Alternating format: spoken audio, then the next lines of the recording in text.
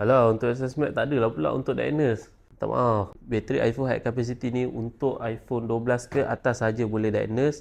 Dah akan net use. Tak ada keluar 64, tak ada keluar M-Verify part. Untuk 11 Pro Max ke bawah, dia akan keluar M-Verify part 64. Tapi dia tak ada kacau data phone korang, tak ada kacau performance phone. Korang boleh je pakai macam biasa. Untuk korang yang mana nak bateri iPhone high capacity ni, boleh grab dekat beg kuning sekarang ataupun dekat platform lagi satu. Korang boleh buat pay later, korang boleh automate guys. Ataupun korang nak walk in kedai lagi senang, lagi mudah. So guys, korang tengok guys, order-order dekat beg kuning tak termasuk dekat platform lagi satu guys. Ada lebih kurang 50 order hari ni saja.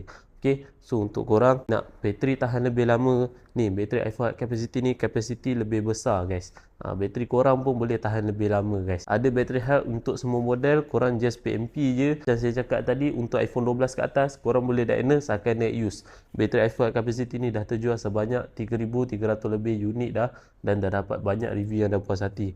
Kalau bateri ni ada isu, korang jangan risau. Anand Computer Info bagi korang 3 bulan waranti. Ada apa-apa isu, korang contact je kita. Nanti kita akan hantar bateri yang baru. Korang tak perlu nak keluar apa-apa cost dah.